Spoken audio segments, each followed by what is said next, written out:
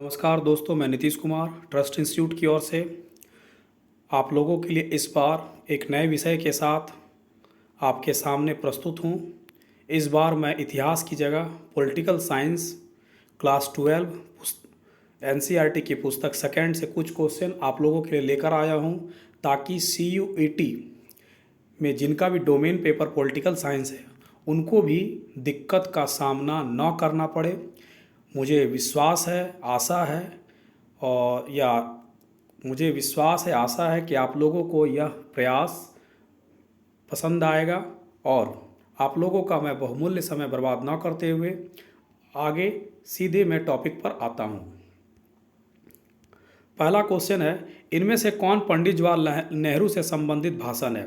भाग्यवधु से चिर प्रतीक्षित भेंट, भाग्यवधु से चिर प्रतीक्षित भेंट, ट्रिस्ट विथ डेस्टिनी, ये भी दोनों आज़ादी की सुबह। तो इसका आंसर होगा सी नंबर। ठीक है, इसका आंसर ये दोनों जो है ये एक ही पुस्तक है, बस इसका हिंदी अनुवाद है। ट्रिस्ट विथ डेस्टिनी का क्या है, हिंदी अर्थ है। ठीक है, ये पंडित जवाहरलाल नेहरू भारत की आज़ादी के राज्य संविधान सभा में जो भाषण दिए थे वही है। अगला क्वेश्चन, शुभ ए आज़ादी के रचयिता कौन है? फैज़ अहमद फैज़, जवाहरलाल नेहरू, अमृता प्रीतम, अबुल कलाम आज़ाद। तो इसका आंसर होगा फैज़ अहमद फैज़। अगला क्वेश्चन, इनमें से कौन फैज़ अहमद की रचना नहीं है? जिंदानामा, नक्श फरियादी, दस्ते सबा, नागमणि। तो इसका आंसर होगा डी नंबर, नागमणि। नागमणि फैज़ अहमद की रचना नहीं है। ये तीनों जो है जिंदानामा, नक्श फरियादी और दस्ते सबा फैज़ अहमद की रचना है, और नागमणि जो है वो अमृता प्रीतम की रचना है। किन की रचना है? अमृता प्रीतम की रचना है, अमृता प्रीतम की रचना है। अगला क्वेश्चन, साहित्य अकादमी, पद्म श्री और ज्ञानपीठ पुरस्कार से सम्मानित अमृता प्रीतम किस भाषा के रचनाकार हैं? गुजराती, पंजाबी, हिंदी, उर्दू। तो इसका आंसर होगा पंजाबी। अगला क्वेश्चन, नागमणि पत्रिका का संपादक किसने की थी? फैज़ अहमद फैज़, अमृता प्रीतम, पंडित जवाहरलाल नेहरू, सरोजिनी नायडू। तो इसका आंसर होगा अमृता प्रीतम, जैसा कि पिछला क्वेश्चन में इसके बारे में चर्चा हो चुका था। पश्चिमोत्तर सीमा प्रांत के निर्विवाद नेता कौन थे? अबुल कलाम आज़ाद, मोहम्मद अली जिन्ना, शौकत अली, खान अब्दुल गफ्फार खान। तो इसका आंसर होगा खान अब्दुल गफ्फार खान। अगला क्वेश्चन, सीमांत गांधी के नाम से कौन जाने जाते थे? महात्मा गांधी, खान अब्दुल गफ्फार खान, अबुल कलाम आज़ाद, मोहम्मद अली जिन्ना। तो इसका आंसर होगा Khan Abdul Ghaffar Khan, option number B. अगला क्वेश्चन, कसर ए नफसी के रचयिता कौन है? सआदत हसन मंटो, अमृता प्रीतम, फैज़ अहमद फैज़, मोहम्मद अली जिन्ना। तो इसका आंसर होगा ए नंबर, शहादत हसन मंटो। अगला क्वेश्चन, गर्म हवा फिल्म के निर्देशक कौन थे? एम एस मैथ्यू, कैफी आजमी, बलराज साहनी, इनमें से कोई नहीं। तो इसका आंसर होगा एम एस मैथ्यू। दोस्तों, मैं आपको स्पष्ट करना चाहता हूँ, सारे क्वेश्चन एनसीईआरटी के हैं। आप यह मत सोचिएगा ये फिल्म का क्वेश्चन है, क्योंकि एनसीईआरटी पुस्तक में आपकी एक बॉक्स आइटम में ये दिया हुआ था, भारत पाकिस्तान विभाजन से संबंधित एक फिल्म है जिसके बारे में दिया हुआ है, इसलिए मैं वहाँ से क्वेश्चन ले लिया हूँ।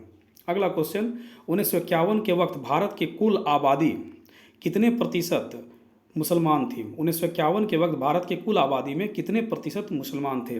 12%, 13%, 14%, 15%। तो इसका आंसर होगा 12%।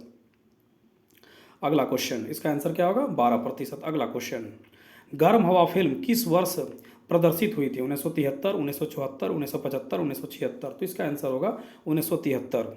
अगला क्वेश्चन, 15 अगस्त 1947 के दिन जब देश आज़ादी के जश्न में डूबा था, उस समय महात्मा गांधी कहाँ थे? दिल्ली में थे, कलकत्ता में थे, बिहार में थे, या उत्तर पश्चिम सीमा प्रांत में थे? तो इसका आंसर होगा बी नंबर, कलकत्ता में थे। दोस्तों, मैं आपको स्पष्ट करना चाहता हूं कि 15 अगस्त 1947 के वक्त भारत पाकिस्तान अलग हो रहे थे, तो इस समय बड़े पैमाने पर हिंदू और मुसलमानों के बीच दंगा हुआ था, और गांधी जी इन दंगों को शांत कराने के लिए भिन्न भिन्न जगह पर दौराव कर रहे थे। ठीक है, तो उन्हें वन मैन बाउंड्री फोर्स की संज्ञा लॉर्ड माउंटबेटन ने दी थी। अगला क्वेश्चन, गांधी जी का अंतिम उपवास कब था? जनवरी 1948, फरवरी 1948, मार्च 1948, जनवरी 1947। इसका आंसर होगा जनवरी 1948। अगला, गांधी जी का अंतिम उपवास किस स्थल पर किए थे? कोलकाता, दिल्ली, बिहार, उत्तर प्रदेश। इसका आंसर होगा दिल्ली। ठीक है, अगला क्वेश्चन, गांधी जी के शरीर पर कितनी गोलियां चलाई गई थी? 1, 2, 3 या 4? इसका आंसर होगा 3 नंबर। ठीक है, इसके गांधी जी के शरीर पर 3 गोलियां चलाई गई थी। अगला क्वेश्चन, गांधी जी की हत्या किसने की थी? नाथूराम विनायक गोडसे, नाथूराम दामोदर गोडसे, नाथूराम चापेकर गोडसे, नाथूराम दंडाकर गोडसे। तो इसका आंसर होगा नाथूराम विनायक गोडसे।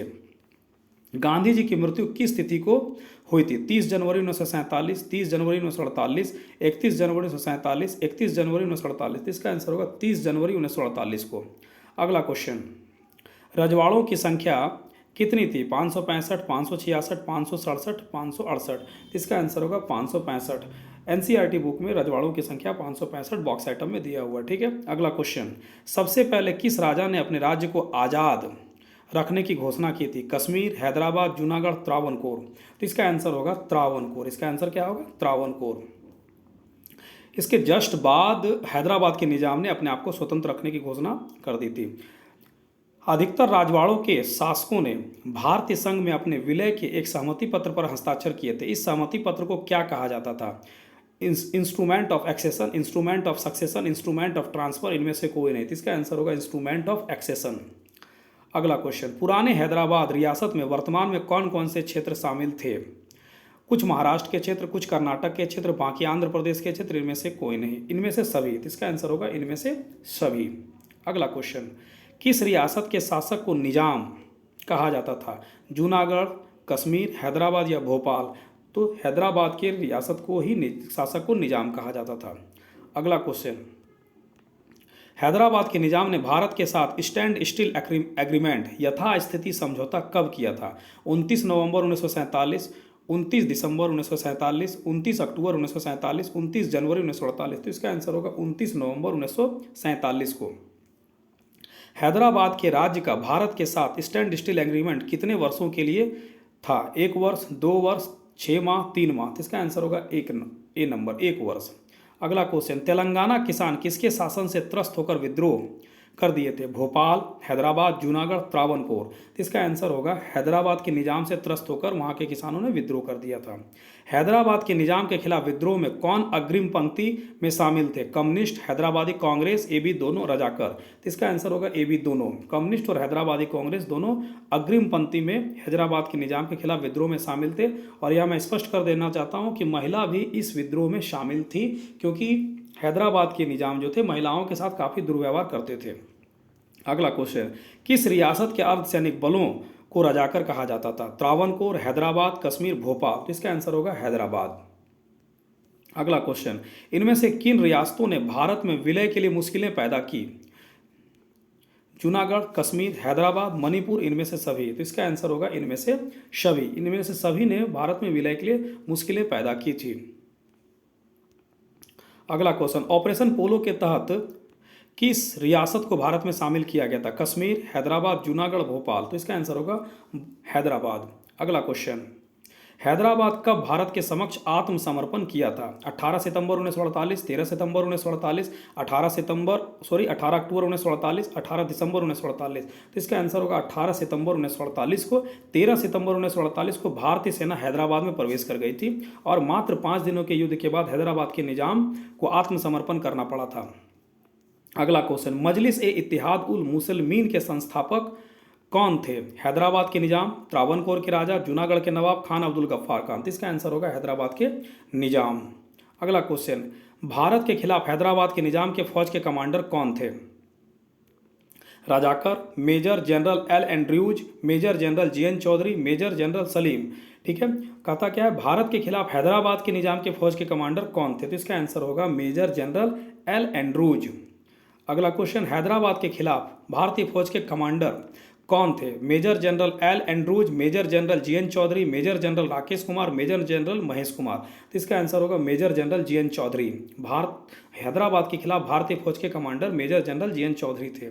अगला क्वेश्चन, भारत द्वारा हैदराबाद पर कब्जा करने के बाद वहां के गवर्नर किसे बना दिया गया था? वहां सैनिक गवर्नर किसे बना दिया गया था? अगला क्वेश्चन, यहाँ थोड़ा छूट गया एक वर्ड, सैनिक गवर्नर। ठीक है, तो इसका आंसर क्या होगा? जीएन चौधरी होगा, या मेजर जनरल राकेश कुमार, या मेजर जनरल महेश कुमार, या इनमें से कोई नहीं? तो इसका आंसर होगा मेजर जनरल जीएन चौधरी। इसका आंसर होगा मेजर जनरल जीएन चौधरी। अगला क्वेश्चन, मणिपुर के उस राजा का क्या नाम था जिसने भारत सरकार के साथ सहमति पत्र पर हस्ताक्षर किए थे? महाराजा हरि सिंह, महाराजा बोधचंद्र सिंह, महाराजा अमर सिंह, महाराजा कुंवर सिंह। तो इसका आंसर होगा महाराजा बोधचंद्र सिंह। अगला क्वेश्चन, जनमत के दबाव में मणिपुर के राजा ने कब चुनाव कराए थे? जून 1948, जुलाई 1948, अगस्त 1948, सितंबर 1948। तो इसका आंसर होगा जून 1948। अगला क्वेश्चन, भारत का वह पहला भाग जहां पर सार्वभौम वयस्क मताधिकार के सिद्धांत को अपनाकर चुनाव कराए गए थे? कश्मीर, मणिपुर, हैदराबाद, जूनागढ़। तो इसका आंसर होगा मणिपुर। अगला क्वेश्चन, पुराने मद्रास प्रांत में आज के कौन से क्षेत्र शामिल थे? तमिलनाडु, आंध्र प्रदेश, केरल और कर्नाटक के कुछ क्षेत्र से, इनमें से सभी। तो इसका आंसर होगा इनमें से सभी। अगला क्वेश्चन, आंध्र प्रदेश किस प्रांत से अलग होकर एक नया राज्य बना था? कर्नाटक, मद्रास, मध्य प्रदेश, इनमें से कोई नहीं। तो इसका आंसर होगा बी, मद्रास। ठीक है, मद्रास जो था वर्तमान में जो अभी का जो मद्रास है वो तमिल भाषी क्षेत्र है और आंध्र प्रदेश तेलुगु भाषी क्षेत्र है। और भाषा के आधार पर नए राज्य के निर्माण के लिए आंध्र प्रदेश ने आंदोलन शुरू किया था। अगला क्वेश्चन, भाषा के आधार पर पहला बनने वाला राज्य कौन था? आंध्र प्रदेश, गुजरात, हरियाणा, तेलंगाना। तो इसका आंसर होगा आंध्र प्रदेश। 1 अक्टूबर 1953 को यह राज्य अस्तित्व में आ गया था। ठीक है, अगला क्वेश्चन, आंध्र प्रदेश की भाषा क्या है? तमिल है, तेलुगु है, कन्नड़ है, मलयालम। तो आंध्र प्रदेश की भाषा तेलुगु है। अगला क्वेश्चन, प्रधानमंत्री पंडित जवाहरलाल नेहरू आंध्र प्रदेश राज्य बनाने की घोषणा कब की थी? तो इसका आंसर क्या होगा? सितंबर 1952, अक्टूबर 1952, नवंबर 1952, दिसंबर 1952। तो इसका आंसर होगा दिसंबर 1952। अगला क्वेश्चन, पोट्टी श्री रामालू की मृत्यु कितने दिन के भूख हड़ताल के पश्चात हो गई थी? 55 दिन, 56 दिन, 57 दिन, 58 दिन। तो इसका आंसर होगा 56 दिन। अगला क्वेश्चन, राज्य पुनर्गठन आयोग की स्थापना कब की गई थी? 1953 में, 1954 में, 1955 में, 1956 में। तो राज्य पुनर्गठन आयोग की स्थापना 1953 में की थी। फजल अली इसके अध्यक्ष थे और एक सदस्य हृदयनाथ कुंजरू भी थे। ठीक है, अगला क्वेश्चन, राज्य पुनर्गठन अधिनियम कब पारित हुआ था? 1953, 1954, 1955, 1956। ठीक है, 1956 इसका अधिनियम जो है वो 1956 में आया था और आयोग जो था 1953 में आया था। ठीक है, अगला क्वेश्चन, राज्य पुनर्गठन अधिनियम 1956 के द्वारा कितने राज्य और केंद्र शासित प्रदेश बनाए गए थे? 14 राज्य, 6 केंद्र शासित प्रदेश, 15 राज्य, 5 केंद्र शासित प्रदेश, 16 राज्य, 6 केंद्र शासित प्रदेश, 14 राज्य, 7 केंद्र शासित प्रदेश। तो इसका आंसर होगा ए नंबर। दोस्तों, किसी पुस्तक में वेरिएशन मिलता है, कहीं कहीं 5 केंद्र शासित प्रदेश भी मिलता है, लेकिन मैंने वही आंसर लिया हूँ जो एनसीईआरटी में दिया हुआ है। अगला क्वेश्चन, गुजरात राज्य कब बना था? गुजरात राज्य कब बना था? 1960 ईस्वी में, 1970 ईस्वी में, 1980 में, 1950 में। इसका आंसर होगा 1960 में। गुजरात राज्य महाराष्ट्र से अलग होकर बना था। महाराष्ट्र मराठी भाषा के लिए और गुजरात गुजराती भाषा के लिए।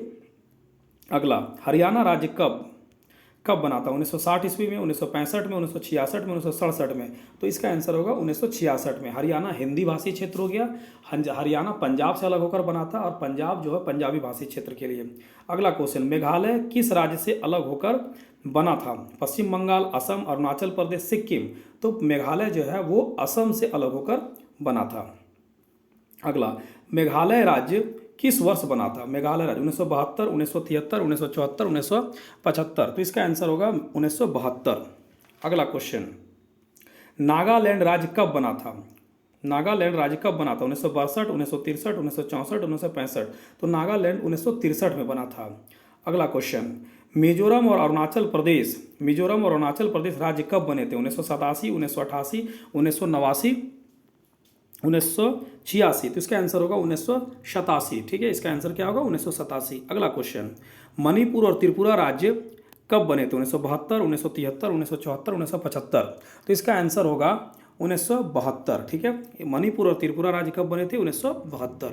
अगला क्वेश्चन, छत्तीसगढ़, उत्तराखंड और झारखंड राज्य कब बने थे? 2000 ईस्वी, 2001 ईस्वी, 1999 ईस्वी, 2002। इसका आंसर होगा 2000 ईस्वी। अगला क्वेश्चन, संयुक्त राज्य अमेरिका में कितने राज्य हैं? 50 राज्य, 51 राज्य, 45 राज्य, 55 राज्य। इसका आंसर होगा 50 राज्य।